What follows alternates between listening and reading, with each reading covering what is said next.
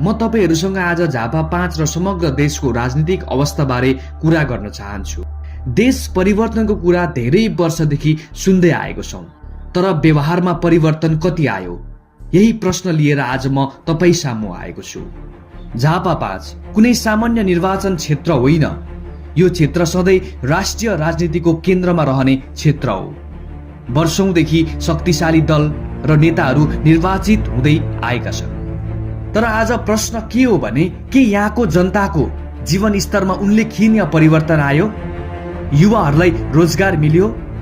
कृषि, उद्योग, शिक्षा, स्वास्थ्य क्षेत्रमा अपेक्षित सुधार भयो? देशमा पुरानै अनुहार, पुरानै शैली, पुरानै बाचा दोहोरिँदै आएको छ, तर परिणाम फरक छैन। आजको युवा पुस्ता निराश छैन, सचेत छ। हामी अब केवल भाषण होइन, परिणाम चाहन्छौं। हामी अब पार्टी होइन, नीति हेर्छौं। हामी अब पद होइन, काम हेर्छौं। राजनीति सेवा हुनुपर्छ, व्यवसाय होइन। राजनीति जवाफदेही हुनुपर्छ, अहंकार होइन। झापा 5 मात्रै होइन, देशभरि अब जनताले प्रश्न सोध्न थालेका छन्। हामीले अझै कति वर्ष पर्खिनु पर्ने? यो समय कसैलाई गाली गर्ने होइन।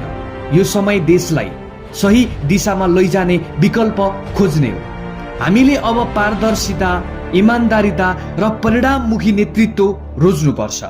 हामीले विकासलाई कागजमा होइन, जमिनमा देख्नुपर्छ। हामीले युवालाई विदेश पठाएर रेमिटेन्समा निर्भर हुने होइन, यही अवसर सिर्जना गर्नुपर्छ।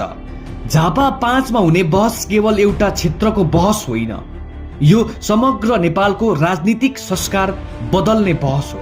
म सबै झापाका सचेत आमा बुवा, दाजुभाइ, दिदी बहिनीलाई के आग्रह गर्छु भने तपाईको मत शक्तिशाली छ। तपाईको निर्णयले भविष्य बदल्न सक्छ। कुनै डर, कुनै दबाव, कुनै भ्रम नपरी आफ्नो विवेक प्रयोग गर्नुहोला। अब हामीले कम खराब होइन, सही रोज्ने समय आएको छ। देश बदलिन्छ जब नागरिक बदलिन्छन्।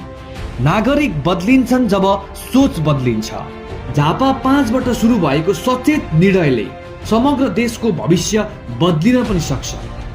तपाईहरु कुन पक्षमा उभिनु भएको छ? कमेन्ट सेक्सनमा लेख्नुहोला।